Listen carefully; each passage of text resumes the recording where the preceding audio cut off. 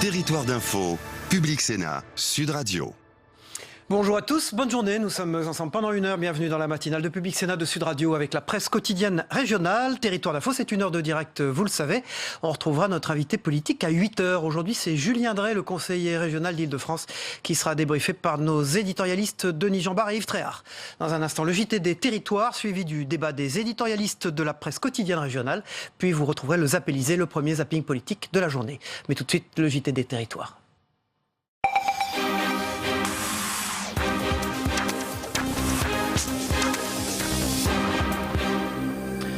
Avec un journal très largement consacré au premier tour des élections législatives dans les territoires aujourd'hui. Et on part tout de suite en Nouvelle-Aquitaine dans la très regardée circonscription de Michel Delaunay, celle de Bordeaux-Centre. La candidate En Marche, Catherine Fabre, issue de la société civile, a remporté 39,7% des suffrages. Elle affrontera donc la protégée d'Alain Juppé, Anne Walrick, qui n'a obtenu, elle, que 15,8% des voix. Focus sur cette deuxième circonscription de Gironde, avec Franck Poirot pour TV7 à Bordeaux.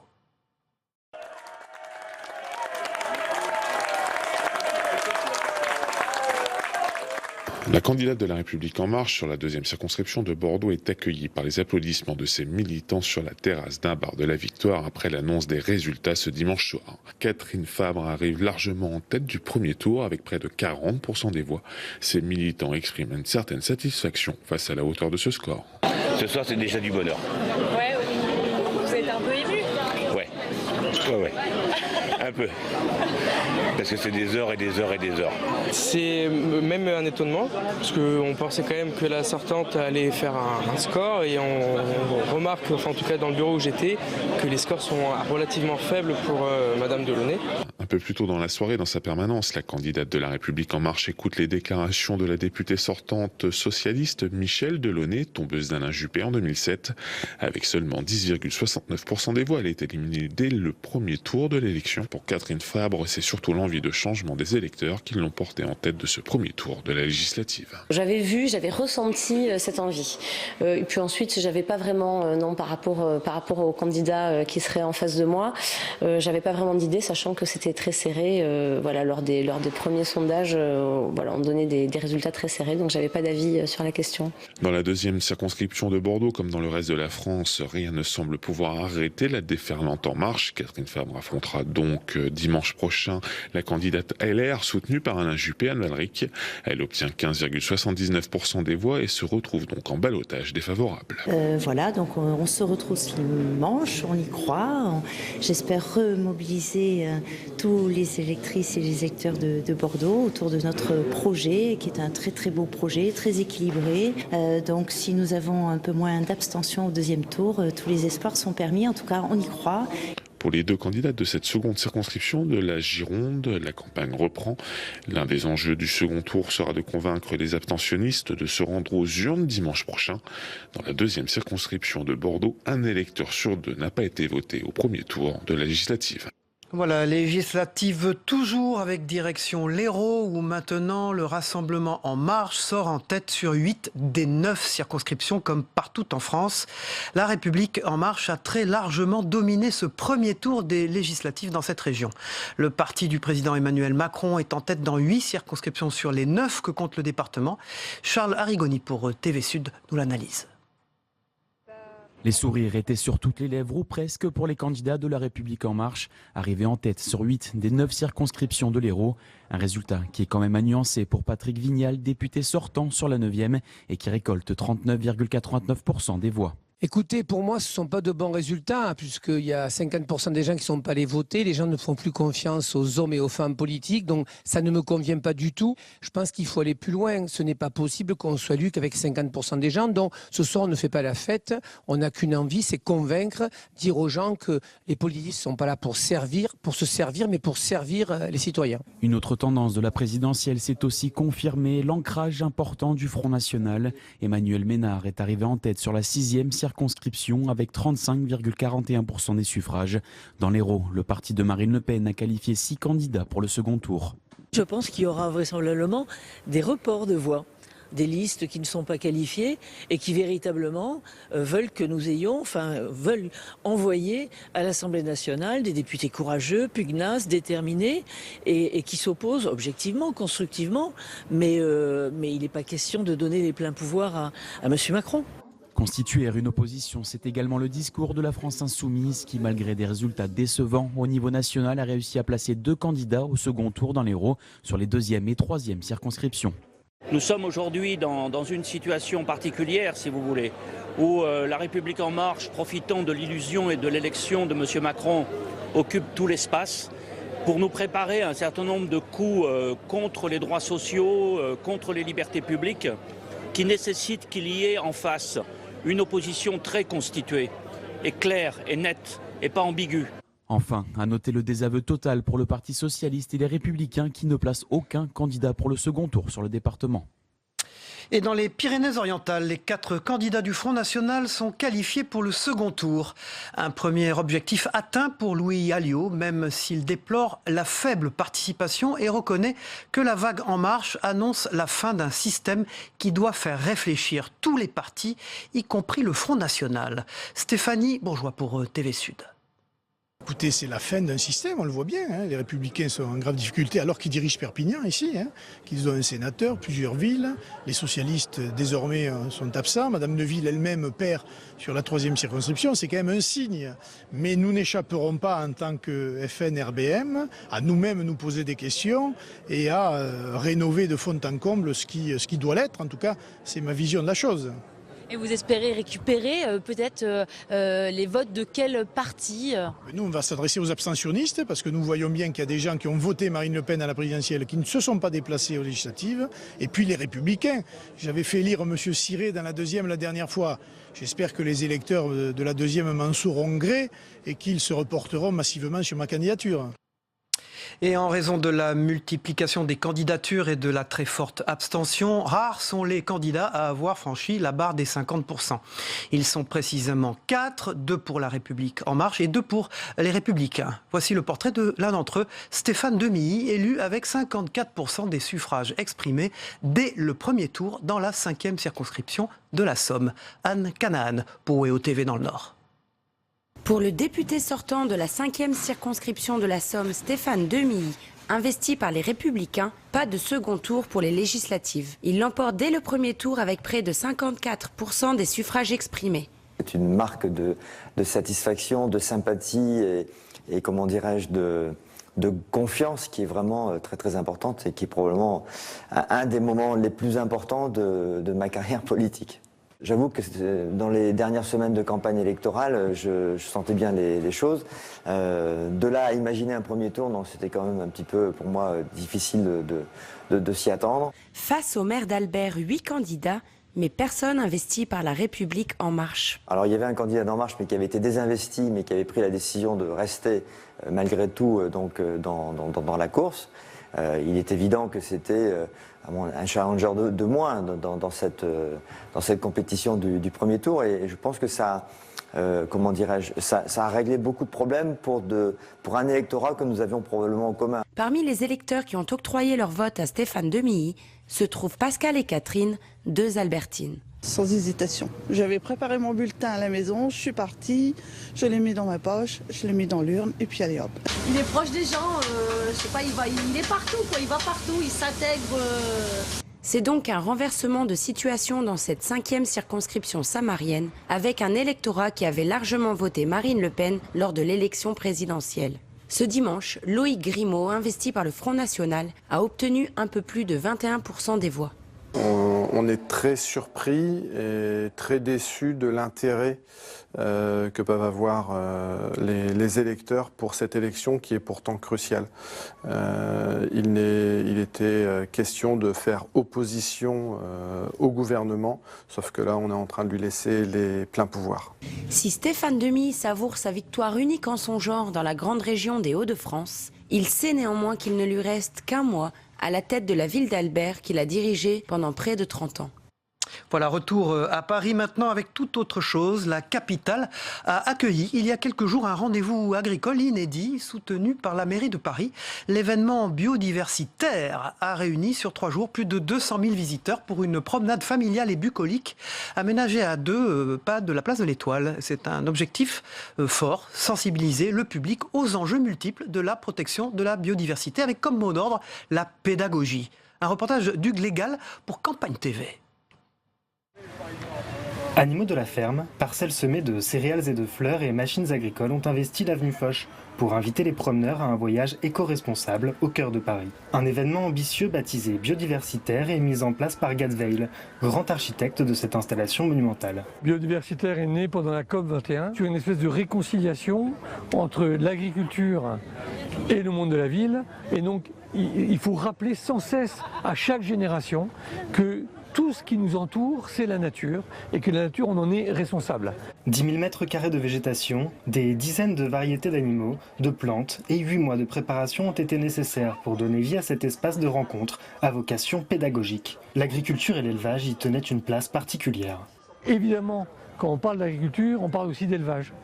Et quand on parle de biodiversité, on parle aussi de diversité animale. Et notamment la diversité des races. C'est essentiel parce que la diversité des animaux raconte notre histoire, raconte notre géographie nationale. Et c'est notre responsabilité collective, et d'abord celle des éleveurs, de perdurer et de laisser à nos enfants cet héritage patrimonial d'un patrimoine vivant. Susciter des vocations et raconter le quotidien des agriculteurs qui consacrent toute leur énergie à la protection et au développement des territoires et œuvrent avec le vivant pour nourrir les hommes, autant d'enjeux qu'étaient venus rappeler les professionnels présents sur place. On a une multitude d'activités pour un petit peu s'intégrer dans cette communication biodiversitaire. On va essayer de toucher le public des enfants et leur faire partager un petit peu de façon ludique la découverte de notre production. Voilà, il y a des jeux avec la famille Jolipré et également avec le parcours des bouses. Parce qu'en fait c'est un cycle. Les vaches mangent l'herbe, elles la digèrent. Elles excrètent cette digestion, différents insectes travaillent ces bouses et ces bouses deviennent de l'humus qui permettent de renouveler en fait la pousse de l'herbe et le cycle est bouclé. On a également un atelier sur la boucherie, des bouchers qui sont là pour nous expliquer au cours de cette journée quels sont les morceaux à griller, quels sont les... Voilà, une pédagogie également sur l'utilisation des différentes viandes et puis on est là aussi pour une dégustation. Si on se passe de consommer de la viande, eh ben on perdra en fait tous les bienfaits, toute l'historique de la production bovine, toute cette richesse qu'on a dans le patrimoine des races, dans le patrimoine également de l'environnement et des paysages.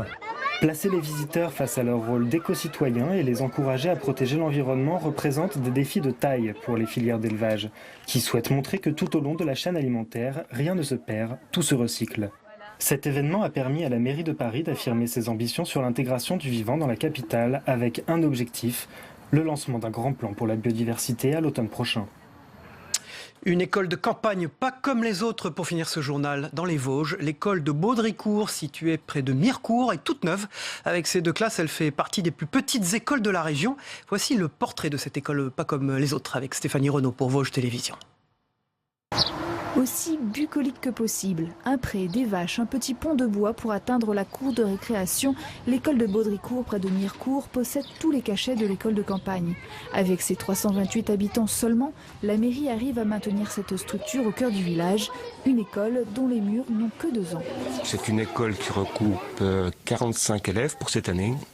Et la prévision pour 2017-2018, 52 élèves. Nous avons une commune qui augmente en habitants, donc on a aussi beaucoup plus d'élèves. Et la particularité de Baudricourt, c'est que nous sommes une commune où nous avons 11 assistantes maternelles, ce qui nous rapporte beaucoup d'élèves. On a des élèves d'une dizaine de communes. Surprenante cette école. À l'heure où ailleurs on parle plutôt de fermeture de postes, le projet fou a été initié par l'ancien maire en 2009. À l'époque, une classe est située dans un préfabriqué, l'autre au rez-de-chaussée de la mairie, qui doit faire des aménagements pour faciliter l'accessibilité pour les personnes handicapées.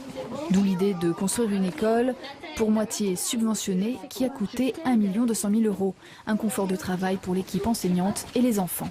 Moi j'étais dans mon coin avec mes élèves et puis ma collègue était de l'autre côté de la rue dans un Algeco, donc du coup on se voyait du temps de midi ou voilà pour faire des photocopies, mais sinon les récrés on les décale parce que les tout petits bouts avec les CM2 c'est pas vraiment l'idéal. Et puis donc là oui c'est beaucoup plus pratique, on se croise avec maître. Ils se croisent, s'échangent les élèves pour favoriser les apprentissages, car l'autre particularité de cette petite structure, c'est qu'ici, on accueille les petites sections jusqu'au CM2. 4 niveaux par classe et depuis 1993, Véronique Pernaut a mis au point sa méthode.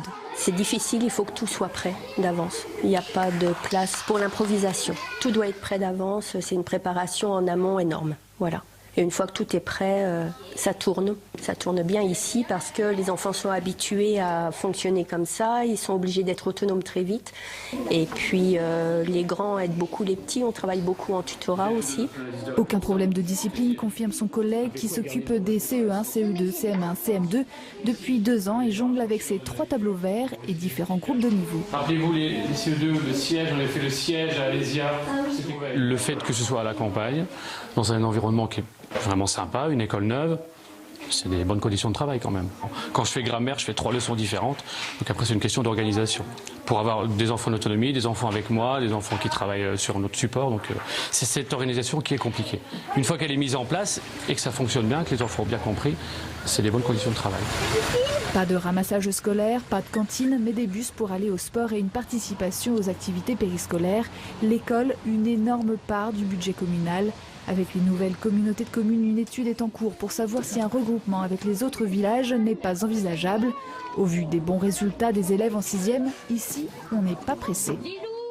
Voilà, fin de ce journal des territoires préparé par Soumaya Benaïssa. Dans un instant, le club des éditorialistes de la presse quotidienne régionale. Mais tout de suite, la une de vos journaux en région ce matin.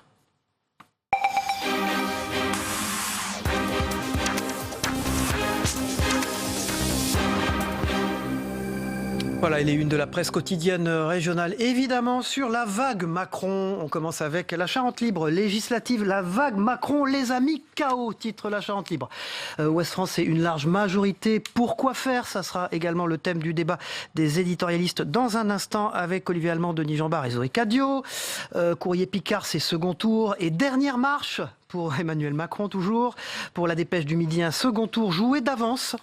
Et puis pour le Progrès de Lyon, qui peut échapper à la vague Macron? Point d'interrogation. Et pour Lyon, vers un grand chelem pour Gérard Collomb.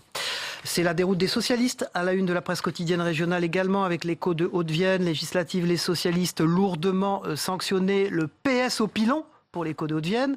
Pour Libération Champagne, c'est la gauche. Peut-elle se reconstruire? Bonne question, on en parlera dans un instant également. Et puis pour le Télégramme, c'est l'abstention aussi. Pourquoi tant d'abstention?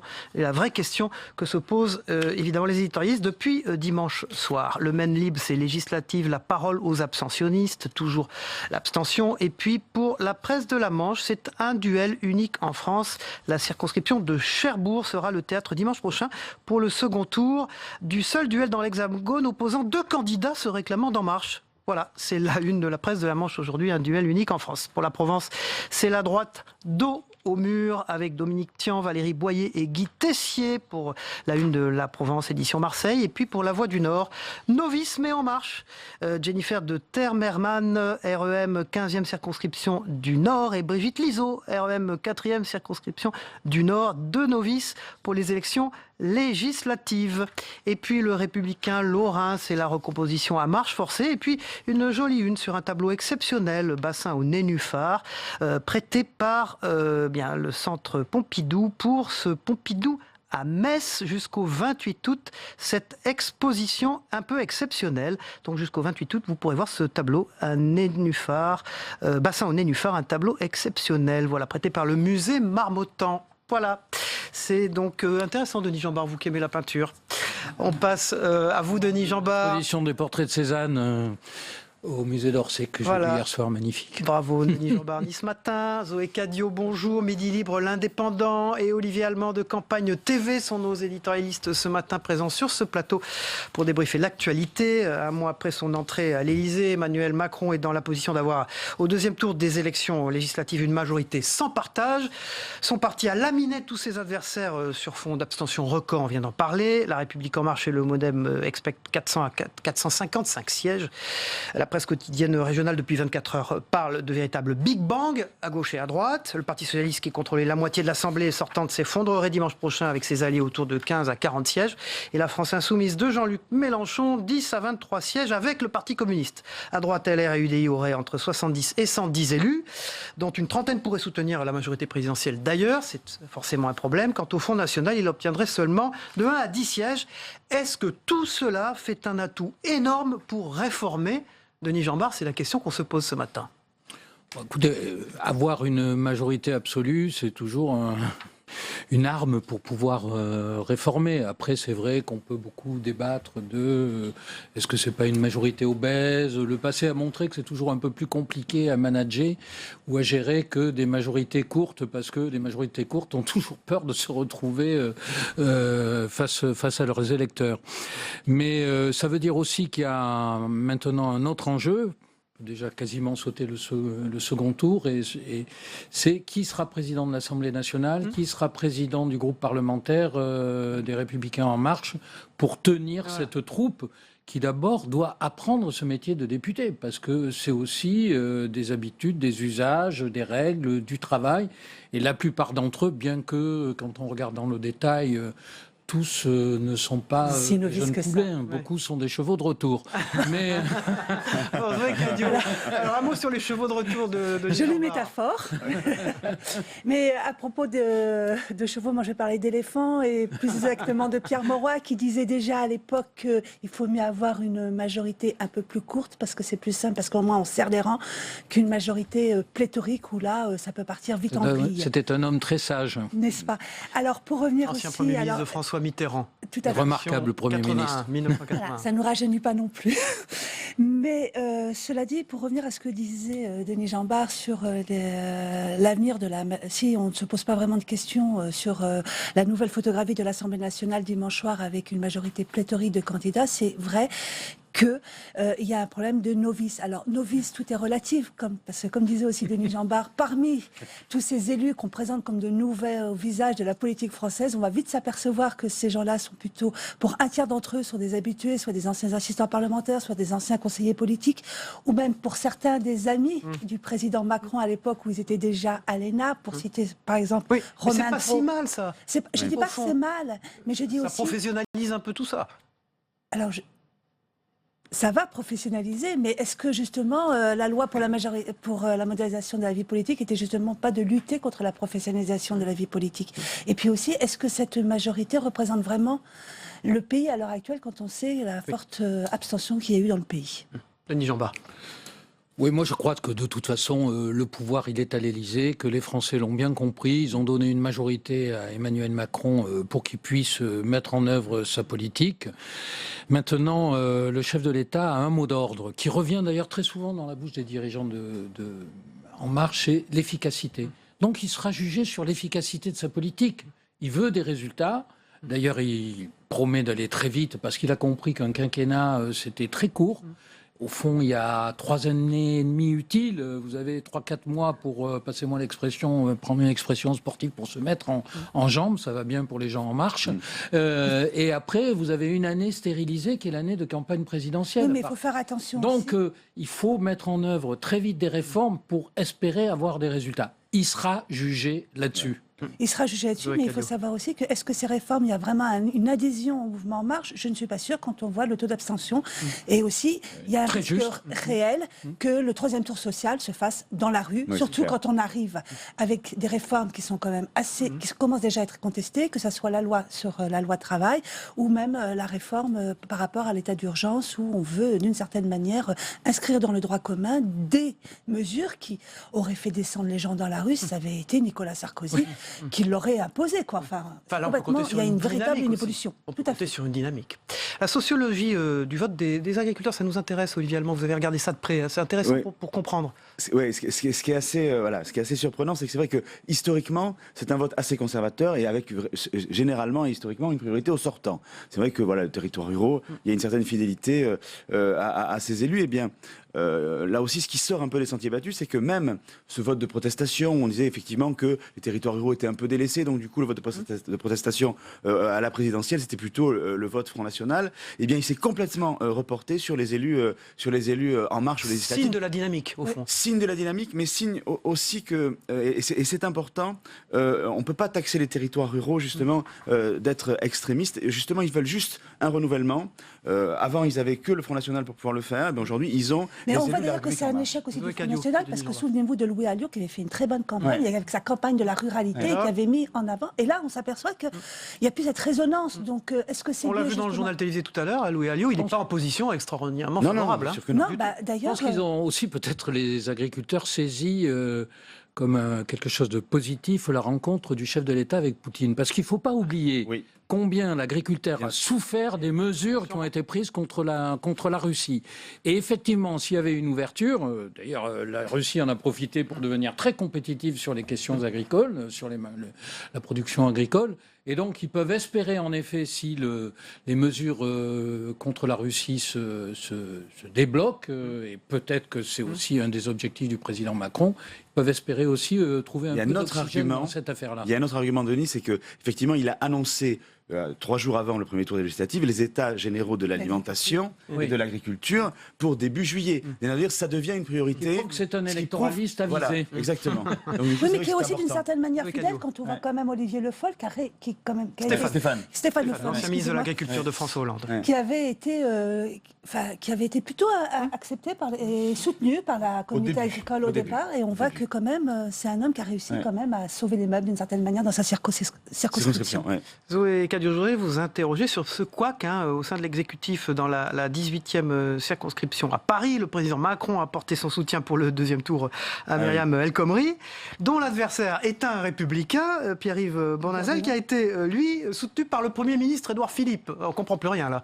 C'est quoi les prémices de ce qui va se passer dans la majorité ça reflète vraiment cette majorité d'aujourd'hui, c'est qu'elle est complètement composite. Non, mais ils ne se sont pas parlé, le président et le Premier ministre, là, ou c'est une stratégie? Alors là, je ne peux pas vous répondre. Moi, je ne sais pas. Non, simplement, ce que je veux dire, dans ce raz-de-marée, il y avait le pari d'avoir une majorité absolue, mais il y avait aussi, pour Emmanuel Macron, le pari d'avoir une majorité en marche au sein de cette majorité. Oui, et donc, oui, mais c'est la réponse à cette question-là. Si un jour, il avait des difficultés avec ses alliés, il aura quand même une majorité derrière lui avec ses partisans et ce parti qui va disposer de moyens importants.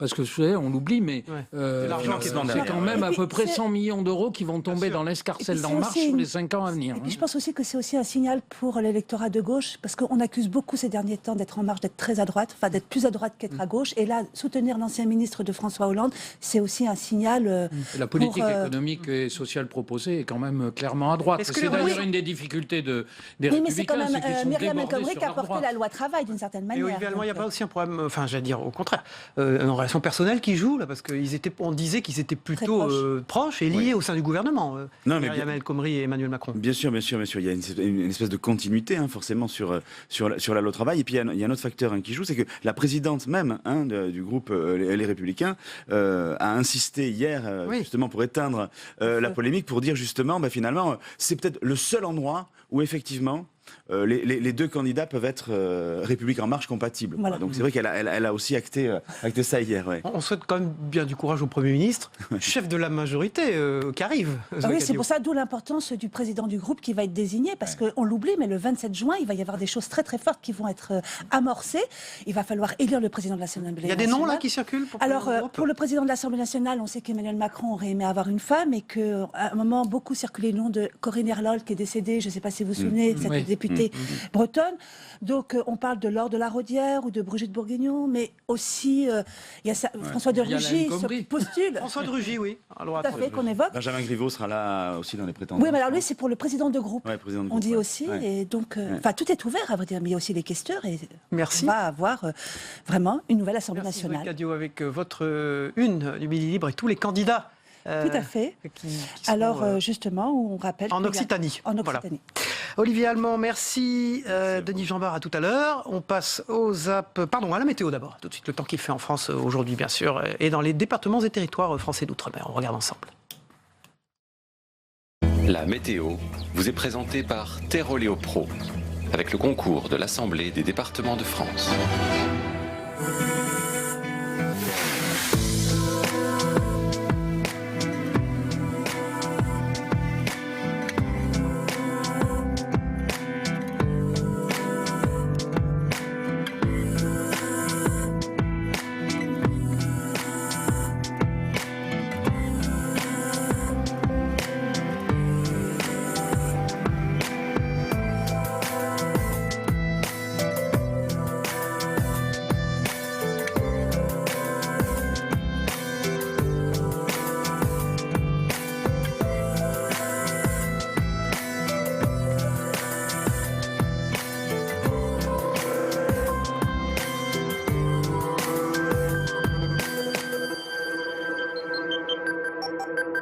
C'était la météo avec Terre Oléo Pro et l'Assemblée des départements de France. Voilà, dans quelques instants, c'est Julien Drey qui sera notre invité politique sur ce plateau. Mais tout de suite, on passe au Zap Élysée, le premier zapping politique des matinales d'infos qu'on regarde ensemble.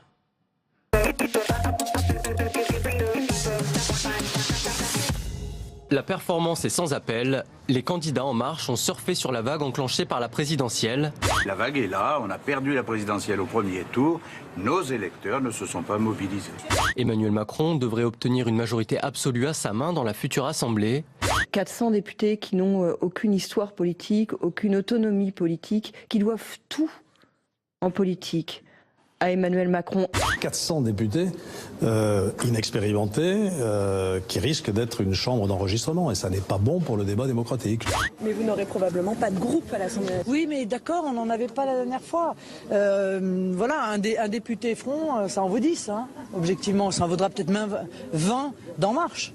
Quelles que soient les oppositions que vous pouvez avoir avec un candidat d'En Marche, s'il est opposé au Front National, il faut voter pour le candidat d'En Marche. Le Parti Socialiste, lui, est laminé comme jamais. À peine 30 à 40 députés selon nos projections. La candidature écologiste me prend ce qu'il faudrait pour être au second tour. C'était fait pour cela et ça a marché. Et donc voilà, éliminé. Et cette saveur amère de ce soir, parce que nous échouons près de la qualification, elle n'enlève rien à l'engagement qui sera le mien demain. Quelle est votre responsabilité dans la défaite de votre parti ? Le quotidien, ça va. Jean-Luc Mélenchon est en passe de réussir son pari. Il arrive en tête avec plus de 34% des suffrages dans la 4e circonscription, éliminant le candidat socialiste, et pas n'importe lequel, Patrick Mennucci. Je ne suis pas qualifié pour le second tour de l'élection législative dans la 4e circonscription des Bouches-du-Rhône. Dans une circonscription qui était une sorte de rente de situation, un bénéfice ecclésiastique d'Ancien Régime, tombe, c'est un événement énorme. Énorme, parce que moi, je suis là, moi. Et lui, il n'y est plus. Vous voulez croire que je saute dans la Seine, que je me flagelle sur la place publique? Comment ça va? Mal? C'est la faute à qui? À Hollande. Il paye ses frondeurs, il paye ses divisions, il paye le fait qu'une majorité relative finalement pour François Hollande l'a empêché d'agir. On avait tout, la gauche, en 2012. Tout, absolument tout. Le Sénat, l'Assemblée, les villes, les régions. Et Hollande nous a tout fait perdre. Hollande, pendant 5 ans, a trahi la gauche. Et pendant 5 ans, la gauche, au lieu de faire une politique de gauche, elle a fait une politique de droite. Et quand on fait une politique de droite, on perd comme on vient de perdre. L'électorat qui a voté dans la 2e circonscription de Paris aujourd'hui, dans le 6e arrondissement, le 5e et une partie du 7e, est à mes yeux à vomir. À vomir, hein, vous m'entendez bien. Un bras de fer Mélenchon-Macron. Pourquoi pas Je mise sur vous. Il paraît qu'il sert là. Vous misez sur moi? Ah bah oui, il est trop frêle. Votre premier mot à l'Élysée? Je fais pas de commentaires. Ça m'arrange parce que j'en peux plus. Je sais pas, non, je le vois pas frêle. Vous avez vu comment il a serré la main de Trump là? Oh là là là là là là.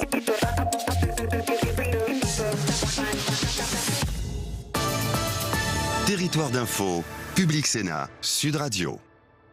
Voilà, l'invité politique de Public Sénat de Sud Radio avec la presse quotidienne régionale ce matin, c'est Julien Drey. Bonjour Julien Drey. Bonjour. Merci d'être avec nous. Vous êtes conseiller régional l'Île-de-France, Parti Socialiste. Et pour vous interroger à mes côtés, Véronique Jacquet de Sud Radio. Bonjour Véronique. Bonjour à tous. Et Gilles Leclerc pour Public Sénat. Bonjour Gilles, merci d'être avec nous. Julien Drey, c'est pas la fête au Parti Socialiste, réunion du Bureau National hier, ambiance d'enterrement au PS, décrit la presse. Que pouvez-vous faire?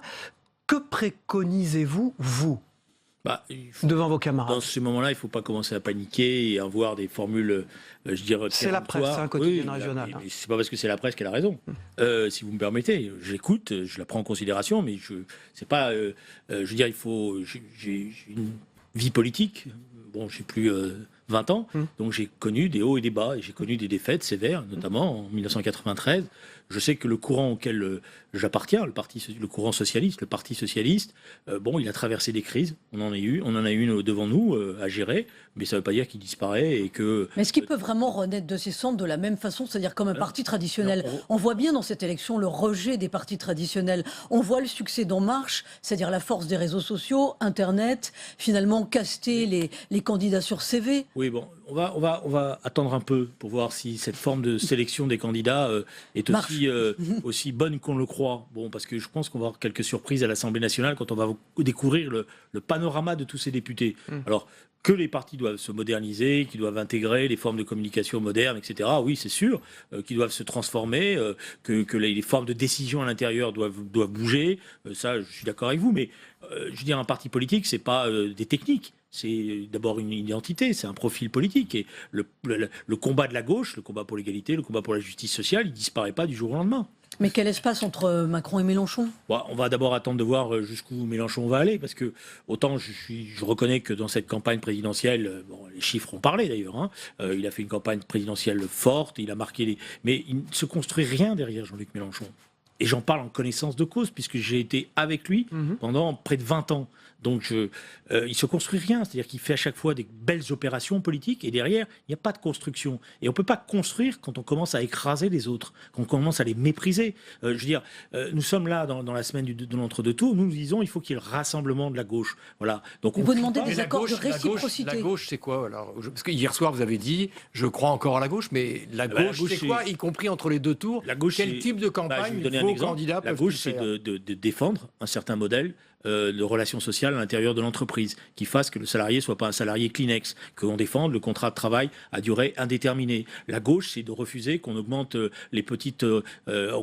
qu'on augmente la CSG pour les petites retraites, alors qu'on baisse l'ISF. Voilà, je prends deux exemples concrets. C'est le combat pour la justice sociale. La gauche, c'est refuser des lois d'exception dans les périodes difficiles, c'est-à-dire combattre le terrorisme avec les armes de la démocratie, pas avec d'autres armes. Voilà. Ça, c'est des marqueurs qui marquent une différence avec le programme d'Emmanuel Macron, enfin d'En Marche. C'est des marqueurs qui montrent que la France s'est construite à travers des luttes sociales, à travers aussi des grandes décisions prises par des gouvernements de gauche sur le plan des grands profils, et que ça continue. Voilà, je veux dire, ça disparaît pas. Je veux dire, dans la campagne présidentielle, après, on sera amené nous-mêmes à analyser tout ce qui s'est passé. Mais l'idée qui a été défendue par Benoît Hamon, vous voyez, je suis unitaire, du revenu universel, c'est une idée qu'il va falloir travailler parce qu'elle a marqué effectivement un élément nouveau. Et d'ailleurs, c'est ça qui lui a fait gagner la bataille des primaires. Donc voilà, la gauche, c'est ces grands combats-là.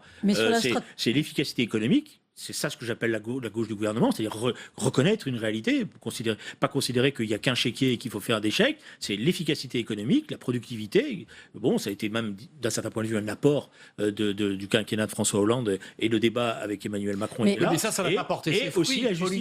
Et aussi la justice sociale. Votre discours, c'est effectivement ce que disait François Hollande pendant 5 ans, sauf que manifestement... Non, mais après, il y a eu une gestion politique du quinquennat. Et dans cette gestion politique, je l'ai dit, moi, dans la campagne présidentielle, à partir du moment où François Hollande n'était pas candidat, j'ai considéré qu'il fallait laisser ceux qui étaient en situation le faire. Et vous m'avez d'ailleurs vu être très discret, ne pas tirer contre mon camp, ne pas faire des croche-pieds, les laisser faire. Mais après, dans la campagne législative, j'ai aidé, parce que c'était mon devoir de militant, j'ai aidé un certain nombre d'amis qui étaient en campagne électorale, et je l'ai dit, ma surprise dans les réunions d'appartement que j'ai faites, si vous me permettez, je finis, c'est que les reproches qui nous étaient faits n'étaient pas faits sur vous nous avez trahis, vous avez tourné la gauche, c'était d'abord... On n'a plus rien compris à votre histoire, vous les socialistes. C'est les divisions, c'est l'étalement des divisions. Donc ça veut dire, y compris dans le parti qu'il va falloir reconstruire, ces questions de cohésion, de discipline, de capacité à débattre, mais en même temps, après, à être capable de donner un message clair à l'opinion, sont des éléments importants. On voit bien... Mais comment voulez-vous que les Français comprennent quelque chose là à l'état de la gauche, puisque vous parlez de la loi travail qui est emblématique, et Myriam El Khomri, qui a porté la loi travail à la fin du quinquennat de François Hollande, se réclame là, puisqu'elle est candidate à Paris, du soutien d'Emmanuel Macron, quand son challenger qui est arrivé en tête, Pierre-Yves Bournazel, se réclame lui d'Édouard Philippe. On a quand même une socialiste... Le reproche, il n'est pas fait qu'aux socialistes, si vous me permettez, puisque, si j'ai bien compris, le président de la République soutient Myriam El Khomri plus par lien d'amitié qu'il a eu, parce qu'il était membre du gouvernement et qu'il y avait une relation humaine que j'ai vécue forte entre eux, et le Premier ministre, il soutient un candidat de droite. Bon, ce qui prouve d'ailleurs que c'est pas aussi simple qu'ils veulent bien le dire, et je pense qu'au Conseil des ministres, ils vont avoir un petit échange sur qu'est-ce qui se passe dans le 18e arrondissement. Voilà. Alors oui, après, mais c'est une personnalité de gauche qui fait le deuil de la gauche tel que vous en parlez. Je ne crois pas qu'elle faille le deuil de la gauche. Je pense d'ailleurs qu'elle, si elle est élue, elle restera au groupe socialiste. Elle défend son projet de loi qui a été extrêmement décrié. Alors, là aussi, il faudra analyser ce qui s'est passé, parce qu'on voit bien qu'il y avait des limites dans la réforme du droit du travail que nous avons mis en place. Nous disions, il faut de la flexibilité et de la sécurité. On a été, je dirais, le plus loin possible dans la flexibilité, mais on a donné un certain nombre de garanties, notamment sur le contrat de travail. Et c'est là, d'ailleurs, qu'il y a eu un débat à l'époque, qui a commencé avec Emmanuel Macron, parce qu'il voulait une flexibilité totale sur le contrat du travail. Et nous avons été un certain nombre, mais moi, de manière amicale, en disant, on ne peut pas aller jusque-là, parce que là, tu détruis le code du travail, et c'est pas vrai que parce qu'il n'y aura plus de code du travail, on va avoir plus d'emplois. Julien Drey, vous parliez d'Emmanuel Macron. Quelle réponse peut-il donner à une France qui est quand même coupée en deux? Quand on regarde la une de notre confrère Le Monde hier, qui a bien pris soin de mettre en avant quand même ce taux d'abstention record, comment ça peut se passer derrière? Moi, je pense qu'il a bénéficié d'une situation. Et je dirais, il a été opportuniste au bon sens du terme. Il a compris les opportunités qui s'offraient à lui. Il a crânement joué sa chance. Et à ce stade-là, ça lui a été totalement profitable. Et il faut reconnaître qu'il a eu du culot, si vous me permettez cette expression. Et le culot de le faire. Bon, et après, vous savez... L'état du pays aujourd'hui. Je vais répondre. Après, il y a une formule qui dit « la chance va à la chance ». Bon, donc après, l'état du pays, il n'a pas disparu. L'état du pays, on voit bien qu'il y a un besoin de cohésion, il y a un besoin de positif. C'est ça qui fait d'ailleurs que, pour l'instant, ça marche pour... En tous les cas, il y a une envie que ça marche. Il y a envie qu'on s'en sorte. Et à ce stade, c'est l'élément positif, parce que vous avez vu qu'à partir du moment où cette envie s'installe, le Front National recule. Voilà. Et bon, donc il faut travailler à ce que cette envie, elle se concrétise. C'est-à-dire qu'il y a un certain nombre de mesures qu'il va falloir prendre qui montrent que la cohésion du pays, elle est maintenue, que la place pour les jeunes, elle est maintenue, que la priorité... Il n'y a pas une France en colère, quand même? Je vous donne un exemple. En venant, j'écoutais un interview d'un jeune qui voulait rentrer dans les filières de STAPS, c'est-à-dire les filières qui permettent d'être professeur d'éducation physique, notamment. Et là, moi, je pense, c'était une erreur, je l'avais dit à l'époque, j'entendais cette interview d'un jeune qui... On m'a éliminé au tirage au sort, alors que moi j'ai vraiment envie, ça, pour moi, c'est une faille dans notre système. Bon, voilà, et il faut le corriger. C'est Julien Drey, l'invité de Territoire d'Info ce matin sur Public Sénat et Sud Radio. Julien Drey, quelle responsabilité pour votre ami François Hollande dans cette déroute du PS? Est-ce que vous l'avez eu? Est-ce que vous lui avez parlé au téléphone? Est-ce que vous lui en parlez? Je suis pas en train de tenir devant les radios, les télévisions, un calendrier de mes relations avec François Hollande. Bon, tout le monde sait que vous êtes très... Oui, je le revendique. C'est mon ami depuis longtemps. Et un ami, c'est quelqu'un qui est là... Vous pensez vous-même alors qu'il a une responsabilité dans cette déroute? Oui, mais il ne le nie pas. Je dirais, François Hollande, c'est quelqu'un de très lucide. Il n'est pas en train de dire c'est la faute aux autres. Il reconnaît. Il y a beaucoup de députés sortants qui sont battus, Julien Drey, qui disent merci François Hollande. Je vais revenir. Je veux dire, d'un certain point de vue, il en a tiré lui-même les conclusions. Il s'est lui-même, je dirais, mis à l'écart de cette élection présidentielle. Donc il savait bien qu'il n'était plus porteur. Mais avant la déroute. Oui, avant la déroute. Mais il savait ce qu'il allait... Voilà, donc il est inquiet sur l'avenir du Parti socialiste. Il pense qu'effectivement, il faut travailler maintenant à sa reconstruction. Il ne peut pas être un acteur de cette reconstruction, comme il semble le souhaiter. Je ne sais pas qui semble souhaiter. On a entendu qu'un ancien président devait être utile à son pays, qu'il devait... En sortant de l'Élysée, il est allé rue de Solferino. C'est le premier geste qu'il a fait d'ancien président. Il semble, en tout cas, aller dans cette voie. Je vais répondre à cette question-là. François Militant, c'est un militant. François Hollande, pardon. Excusez-moi. C'est un militant. Donc, il considère que sa vie politique ne s'est pas achevée. Alors après, ça ne veut pas dire qu'il va être candidat à ça ou ça, mais pour l'instant, il considère que son devoir de militant, c'est d'aider son parti. Donc il réfléchit à la manière dont il peut aider son parti. La manière d'aider son parti, c'est de le mettre en garde. C'est pas de disparaître. C'est de le mettre en garde. Pas de disparaître. Non, mais ça, vous savez, à chaque fois, je l'ai déjà dit et je le redis, à chaque fois qu'on a voulu trouver des têtes pour les rendre responsables des situations, on s'est trompé. La rénovation du Parti socialiste, c'est pas de mettre à l'index tel ou tel membre. Et quand un certain nombre de députés socialistes se permettent de faire des tweets, comme j'ai vu lundi, parce qu'ils ont perdu, je pense que c'est trop facile de dire c'est toujours la faute aux autres. Surtout quand ces députés socialistes, je le dis avec toute amitié, ont beaucoup œuvré à changer de circonscription pour avoir les meilleures circonscriptions de France. En Marche, c'est une illusion d'optique pour vous? On voit que c'est 16% du corps électoral là, lors de ce premier tour des élections législatives. Est-ce que vous pensez que c'est un parti qui va devenir comme les autres? Est-ce que vous pensez qu'il y a illusion d'optique parce que finalement il rassemble peu? Il y a 6 200 000 électeurs au premier tour qui ont voté En Marche, c'est peu.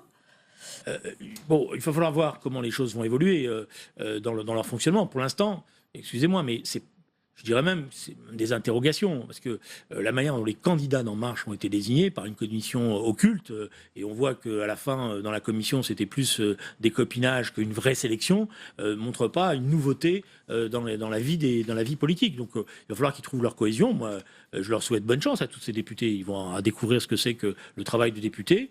Donc moi, le fait de les former, là, quand on dit il faut former là, les nouveaux qui arrivent à l'Assemblée. Mais ça, tout le monde l'a fait, c'est pas plus une spécificité d'En Marche que d'autres. Hein. Le score et la victoire d'Emmanuel Macron, Gérard Collomb, le ministre de l'Intérieur, a dit dimanche, au fond, c'est le signe d'une adhésion aux propositions et au programme d'Emmanuel Macron. Vous êtes d'accord avec ça ou pas? Oui et non, parce qu'en même temps, il y a une telle abstention qu'on voit bien qu'il y a une envie, mais qu'il y a aussi un doute. Et je sens pas une fureur se mettre en place partout. Je sens incontestablement beaucoup de gens qui me disent il faut lui donner sa chance. Il ne faut pas l'embêter. Il faut que ça marche, il faut que ça réussisse. Voilà, donc il a toutes les cartes en main quand même. Je pense que pour l'instant, la cote de popularité, si je peux me permettre, d'Emmanuel Macron, elle est indexée sur cette envie. Voilà. Prenons le fond sur, par exemple, une mesure, faire rentrer éventuellement l'état d'urgence dans le droit commun, par exemple. Est-ce que ça, c'est quelque chose qui vous choquerait? Oui, parce que je pense que ça ne sert à rien. Ça ne sert à rien, qu'il y a un moment donné où il faut revenir aux fondamentaux de la démocratie et que faire disparaître l'autorité judiciaire dans le contrôle des pratiques policières, c'est une erreur. Et c'est une erreur qui va même à l'encontre du travail des policiers. Parce que l'autorité judiciaire, elle n'est pas là pour gêner le travail de la police. Elle est là pour garantir les choses. Et quand il n'y a plus d'autorité judiciaire, on sait ce que c'est. Et c'est normal, les policiers ils veulent de l'efficacité. Et donc à ce moment-là, ils sont emportés par la pression de l'efficacité. Et il y a des erreurs et ça se retourne en son contraire. Le meilleur exemple qui a été donné, c'est les Américains avec ce qui s'est passé avec le Patriot Act. Emmanuel Macron va probablement avoir une majorité au Parlement par le Sénat et Assemblée des 3/5. C'est-à-dire qu'il pourrait faire une réforme constitutionnelle sans passer par le référendum. Vous seriez favorable à une modification de la Constitution? Il y a des éléments qui doivent être discutés. Par exemple, un peu de proportionnel. Voilà, si j'allais y arriver, vous avez devancé. La question du mode de scrutin, c'est une question qui est posée aujourd'hui. On sait tous, et malheureusement d'ailleurs, je pense qu'on aurait dû le faire, nous. Mais je sais quel était l'argument. À chaque fois, l'argument, c'est de dire, mais si on fait la proportionnelle, on fait rentrer le Front National, on va être accusé de faire le jeu du Front National, etc. Le résultat, c'est qu'il y a une partie de la population... Vous pensez qu'aujourd'hui, c'est mûr, on peut le faire? Je pense que c'est... Quand on voit le taux d'abstention, et puis quand on voit... Bon, certes, ils vont avoir... Mais c'est pas une réponse au taux d'abstention, la proportionnelle. Non, mais ça donne... Si vous voulez, il y a aussi quand même un certain nombre d'électrices et d'électeurs qui ont l'impression que leur vote ne sert à rien, donc ils viennent plus. Mais est-ce qu'il ne faut pas plutôt instituer le vote des législatives le même jour que la présidentielle, comme ça se fait dans certains pays? Non, mais c'est une question qui peut se poser. De toute manière, moi, j'ai toujours pensé que l'inversion du calendrier et le fait d'avoir mis l'élection présidentielle, l'élection législative juste derrière l'élection présidentielle, faussait l'élection législative. D'ailleurs, ceux qui l'avaient conçu à l'époque, en 2002, savaient ce qu'ils faisaient. Bon, maintenant, le piège s'est retourné contre la gauche. Julien Drey, on l'a vu tout à l'heure dans le zapping, le coup de gueule de Gérard Filoche. Or, c'est vous qui avez fait adhérer au PS, oui, Gérard Filoche. Oui, je vous ai dit au début. Voilà. Ouais. Alors, il est très très dur à l'égard de votre ami François Hollande et aussi de Manuel Valls. Le problème de Gérard... Vous regrettez de l'avoir fait adhérer au PS? Non, moi je ne regrette pas. Vous considérez comment Gérard Filoche aujourd'hui? Je pense que Gérard est un homme excessif. Il a des qualités, mais il est excessif. Et je pense que quand on appartient à une famille politique, on a le souci de défendre sa famille politique, pas d'être le premier à la critiquer. Le dégagisme, vous vous sentez personnellement concerné par cette tendance? Je me sens... même si vous n'êtes pas en réélection, bien sûr, mais est-ce que vous vous sentez d'une génération? Vous disiez tout à l'heure, j'ai l'âge d'avoir l'expérience de défaite. Est-ce que vous vous sentez concerné par ça? Si vous me permettez, moi je suis un des responsables politiques qui a le plus travaillé pour faire émerger des jeunes générations. Il y a beaucoup de jeunes députés et de vieux députés qui disent, bon voilà, moi je ne dis pas c'est les jeunes contre les vieux. J'essaye, d'abord parce que j'étais un enfant de François Mitterrand, donc j'ai compris le fait que la synthèse était utile entre les générations. Et je regarde, y compris d'autres pays, où ou des leaders de gauche qui ont permis à la gauche d'être fière d'elle-même et de ses combats n'étaient pas forcément les jeunes. Donc il ne faut pas faire... Je crois que la pire des erreurs, c'est de tomber dans le jeunisme. Mais ça ne veut pas dire qu'il n'y a pas des renouvellements générationnels à faire et qu'il ne faut pas à un moment donné passer la main, et il faut savoir le faire. Il ne faut pas mener le combat trop parfois. Merci Julien Drey. Si vous me permettez, puisque je suis là, très vite, parce que comme je suis au Sénat, je souhaiterais que la commission des affaires étrangères du Sénat travaille sur la question de la Syrie et notamment reçoivent un certain nombre d'ONG, je pense notamment à la Syrie pour tous, parce que pendant que nous faisons des campagnes électorales, il y a aussi des gens qui se battent, et je voudrais qu'on avance sur la Syrie et qu'on ne soit pas simplement derrière les Américains sur les offensives militaires. Je suis sûr que le message est passé. Merci. Voilà. Julien Drey d'avoir été l'invité de Territoire d'Info ce matin. On passe au débrief de vos propos dans un instant. Merci.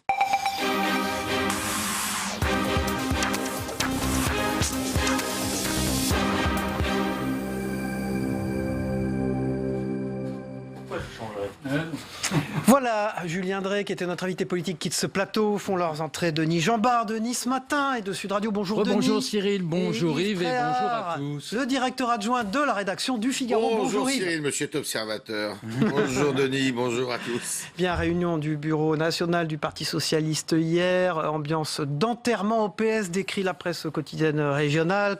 Quand on demande à Julien Drey, qui fait partie depuis longtemps, il l'a dit lui-même du PS, ce qu'il pourrait préconiser pour changer tout ça, au fond, il dit il faut rester calme, ça m'a frappé, il faut rester zen.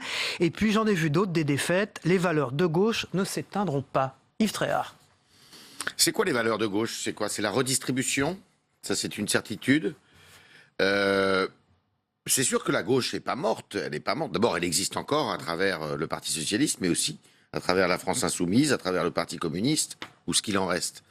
Simplement, je crois que le logiciel de la gauche doit évoluer. C'est sûr que c'est pas dans la précipitation non plus. Julien Drey a raison. Qu'ils vont, faut pas qu'ils singent, par exemple, Emmanuel Macron. Macron a eu cette grande faculté et il est tombé au bon moment de vider la maison des Républicains, parce que les Républicains sont exsangues aussi. Si vous les écoutez, ils sont exsangues. C'est-à-dire sur le plan économique, Macron, on peut dire qu'il aura il les a vidés de toute le Big Bang, Big Bang à gauche et à droite. Mais avec nous, il n'y a pas de pression fiscale. Non, je suis désolé. Tout ce que fait Macron, sur leur droite, tout ce que Macron est en train de faire, il s'en est inspiré un petit peu aussi, pas mal des Républicains. Et sur la gauche, c'est pareil, si vous voulez. La gauche s'est fait voler la maison par son fonds de commerce, une partie en tous les cas, par Emmanuel Macron. Aux uns et aux autres de se reconstruire, je pense qu'ils arriveront à se reconstruire. Ils arriveront à se reconstruire de deux façons. D'abord en changeant les têtes. Et deuxièmement, probablement, ils arriveront à se construire sur les échecs de Emmanuel Macron. Parce que le problème de la politique en France et ailleurs, c'est souvent que vous vous refaites la santé sur l'échec de l'autre. Il parle déjà de l'échec d'Emmanuel Macron. Il y a un risque quand même. Hein. Et c'est évident que... mais il est hors de question de dire que le Parti Socialiste soit mort. Il est mort sous sa forme actuelle. Le Parti Socialiste de Mitterrand, fondé en 1971 à Épinay, est mort, lui, mais il va être reconstruit. Denis Jambard. Il est clair qu'ils ne peuvent rencontrer des succès électoraux que si Emmanuel Macron échoue ou n'obtient pas ne fait pas preuve de l'efficacité qu'il revendique. Qu'on attend de lui, en plus. Et qu'on attend de lui. Et avec cette sorte de laisser-passer. Parce que l'abstention... qui manifeste, à mon avis, une forme de lassitude démocratique plutôt que de relâchement. Oui, mais qui est conjoncturelle, Denis. Non, elle n'est pas conjoncturelle, parce que quand vous regardez... Alors, c'est lié aussi au fait qu'il y a une accélération... avec le quinquennat. Avec le quinquennat et l'inversion, en effet, du calendrier que vient d'évoquer Julien Drey. C'est-à-dire qu'on se rend compte que après la présidentielle, qui, dans la tête des Français, est l'élection de référence, celle qui dirige, qui conduit à tout et qui explique tout, eh bien, derrière, il y a un relâchement électoral. Globalement, quand même, le rapport à la politique est modifié. Mais, d'une certaine manière, l'abstention est aussi un laisser-passer. C'est-à-dire, on n'y va pas, on lui donne sa chance. C'est ce que disait Julien Drey, il a raison, on lui donne sa chance. Avec une construction politique qui est nouvelle, qui est une forme d'union nationale, qui ne dit pas son nom, etc. Mais c'est vrai qu'il y a des tempéraments politiques et que droite et gauche ont un travail de reconstruction, il leur faut du temps, il leur faut des idées nouvelles, qui tiennent en compte, au fond, de ces valeurs, on ne va pas les détailler, de droite et de gauche, mais qui reflètent, au fond, leur vision du pays pour l'avenir, et en même temps, pour prendre le style macronien, et en même temps, retrouver aussi de l'efficacité, parce qu'ils ont été sanctionnés aussi pour leur échec, je ne cesse de le répéter, sur la question du chômage depuis 40 ans. Il y aurait une erreur de deux côtés d'ailleurs à penser que la droite ne peut se refonder que si elle va davantage à droite et la gauche se refonder que si elle va davantage à gauche. S'ils font ce calcul-là, ils sont morts. Si la droite se reconstruit autour de sens commun ou en flirtant avec le Front National, je pense qu'ils n'y arriveront pas. Et la gauche, s'ils pensent qu'ils se reconstruiront à partir de quelques idées complètement farfelues de M. Mélenchon, qui lui est complètement hors sol, qui ne sait plus où il habite, même s'il a trouvé un point de chute, c'est fini. Les Républicains, on a un peu à peu près compris, Laurent Wauquiez souhaiterait incarner cette... Oui, mais est-ce que c'est le bon choix? J'en sais rien, moi. Au Parti socialiste, qui aujourd'hui le président? Non, mais la question de la personne, elle viendra en second. Je pense qu'il y a un travail intellectuel. En même temps, non, on dit ça, non. Non, mais d'ailleurs, oui, je dis c'est politiquement correct. Oui, mais vous avez raison, parce que j'ai toujours pensé que c'est l'incarnation qui compte en politique, d'accord. Mais il faut incarner quelque chose, et donc il y a un travail intellectuel à faire à droite et à gauche. Et d'ailleurs, là, on voit bien que les intellectuels ont été très absents du débat politique, idéologique, de la réflexion politique, en sortant des idéologies. Parce qu'ils ne pensent plus rien, ils sont tous à l'extrême droite maintenant. Mais voilà, mais c'est pas tout à fait faux, hein. C'est pas tout à fait faux, malheureusement. Et donc, il faudrait un réinvestissement intellectuel et que quelqu'un se l'approprie. Et ça, vous savez, c'est les circonstances qui détermineront l'homme qui portera ses idées, comme Emmanuel Macron a eu l'intuition de ce qui allait se passer. Il faut lui rendre ça. Quelqu'un qui peut sortir du lot pour incarner ça. Mais écoutez, ça peut arriver, je sais pas, il y a des Madame Soleil va vous dire. Il y a des jeunes... Monsieur Soleil, pardon. Monsieur Soleil, il y a des jeunes pousses des deux côtés, mais... Si vous voulez, moi ce que je vois, c'est que à droite, les postures qui sont adoptées sont des postures ultra classiques. Et il n'y a rien de neuf à attendre de ce que je vois, en tous les cas, dans l'incarnation. Et à gauche, j'entends M. Feckel parler en disant moi je suis pas macronien. Bah oui, mais c'est pas comme ça qu'on se définit. Et là, la force de Emmanuel Macron, c'était quoi? Pardon, parler au passé, quand il était pas encore président de la République. Sa grande force, c'était pas uniquement de critiquer les autres, c'était de proposer, contrairement, parce que les autres n'ont pas voulu entendre, des choses qui étaient nouvelles quand même, une façon, une méthode qui était nouvelle. Là, on n'entend rien de tout ça. Il n'y a pas de méthode, il n'y a pas de chose. C'est un peu tôt, le deuxième tour. Il faut attendre qu'ils se fassent écraser les uns et les autres, parce qu'ils vont passer sous la moulinette dimanche. Et puis, ils se referont un peu la cerise, vous allez voir, à la faveur des sénatoriales, parce que les sénatoriales, c'est une autre forme d'élection. Et là, ils pourront compter sur leur tissu local. Pas le Parti Socialiste, parce qu'ils sont exempts. Avec, j'ai entendu ça ce matin, mais une idée assez perverse, qui consisterait à demander un vote de confiance aussi au Sénat. Vous savez que d'habitude, le gouvernement le demande à l'Assemblée nationale, mais pas au Sénat. Pour essayer, là aussi, de faire exploser la majorité de droite au Sénat. Merci Denis Jambard de Nice Matin et de Sud Radio. Merci Yves Tra de la direction adjointe, vous me dites toujours, du Figaro. Yves Tréhard, pas très... vous Yves Tréhard, non, il n'est jamais en retard, Yves Tréhard. Il est toujours en avance. Il était d'une forme olympique. Vous aviez un accent chinois, là. On passe au Zap Élysée.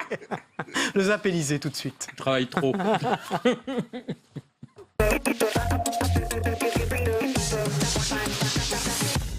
La performance est sans appel. Les candidats En Marche ont surfé sur la vague enclenchée par la présidentielle. La vague est là, on a perdu la présidentielle au premier tour. Nos électeurs ne se sont pas mobilisés. Emmanuel Macron devrait obtenir une majorité absolue à sa main dans la future Assemblée. 400 députés qui n'ont aucune histoire politique, aucune autonomie politique, qui doivent tout en politique à Emmanuel Macron. 400 députés inexpérimentés qui risquent d'être une chambre d'enregistrement et ça n'est pas bon pour le débat démocratique. Mais vous n'aurez probablement pas de groupe à l'Assemblée nationale. Oui, mais d'accord, on n'en avait pas la dernière fois. Voilà, un député Front, ça en vaut 10, hein. Objectivement, ça en vaudra peut-être même 20 d'En Marche. Quelles que soient les oppositions que vous pouvez avoir avec un candidat d'En Marche, s'il est opposé au Front National, il faut voter pour le candidat d'En Marche. Le Parti Socialiste, lui, est laminé comme jamais, à peine 30 à 40 députés selon nos projections. La candidature écologiste me prend ce qu'il faudrait pour être au second tour. C'était fait pour cela et ça a marché et donc voilà, éliminé. Et cette saveur amère de ce soir, parce que nous échouons près de la qualification, elle n'enlève rien à l'engagement qui sera le mien demain. Quelle est votre responsabilité dans la défaite de votre parti ? le quotidien, ça va. Jean-Luc Mélenchon est en passe de réussir son pari. Il arrive en tête avec plus de 34% des suffrages dans la 4e circonscription, éliminant le candidat socialiste, et pas n'importe lequel, Patrick Mennucci. Je ne suis pas qualifié pour le second tour de l'élection législative dans la 4e circonscription des Bouches-du-Rhône. Dans une circonscription qui était une sorte de rente de situation, un bénéfice ecclésiastique d'Ancien Régime, tombe, c'est un événement énorme. Énorme, parce que moi, je suis là, moi. Et lui, il n'y est plus. Vous voulez quoi, que je saute dans la Seine, que je me flagelle sur la place publique? Comment ça va? Mal? C'est la faute à qui? À Hollande.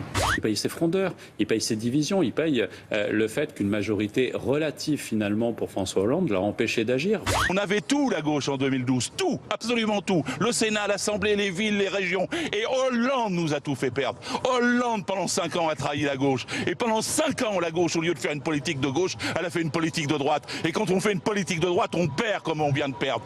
L'électorat qui a voté dans la 2e circonscription de Paris aujourd'hui, dans le 6e arrondissement, le 5e et une partie du 7e, est à mes yeux à vomir. À vomir, hein, vous m'entendez bien. Un bras de fer Mélenchon-Macron. Pourquoi pas Je mise sur vous. Il paraît qu'il sert là. Vous misez sur moi? Ah bah oui, il est trop frêle. Votre premier mois à l'Élysée. Je fais pas de commentaires. Ça m'arrange parce que j'en peux plus. Je sais pas. Non, je le vois pas frêle. Vous avez vu comment il a serré la main de Trump, là? Oh là là là là là là. Voilà, si vous en voulez encore, vous les aurez encore demain. Yves Tréhard et Denis Jean-Bart seront là demain matin. Merci à tous. On se retrouve demain matin pour Territoire d'Info. Bonne journée.